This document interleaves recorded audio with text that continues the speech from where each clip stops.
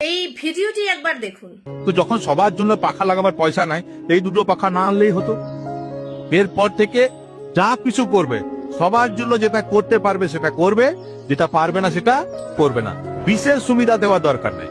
এই আমাদের দিকে এসি থাকবে, আমাদের দিকে পাখা থাকবে, আর যারা আমাদেরকে এমএলএ করলো, যারা আমাদেরকে নেতা করলো, তারা কষ্টের মধ্যে থাকবে, তারা গরমের মধ্যে থাকবে, তারা কলের জল খাবে, আর আমরা ভালো জল খাবো। এটা আর হবে না, এটা আর হবে না।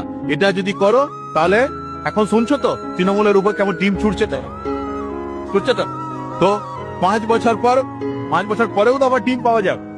তো যে ডুম আজ ওদের উপর ছোড়া হচ্ছে, আমরা যদি আমাদের মধ্যে যদি বেশি অহংকার চলে আসে, তো 5 বছর পর ওই ডিম আমাদের উপর ছোড়া।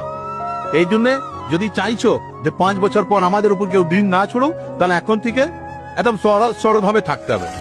কত ভালো হতো তাই না, যদি এই জিতেন্দ্র তিওয়ারি স্যারের মতন প্রতিটি নেতার মনের বক্তব্য এই রকম ধরনের হতো। কতটা ভালো হতো এই সমাজের জন্য।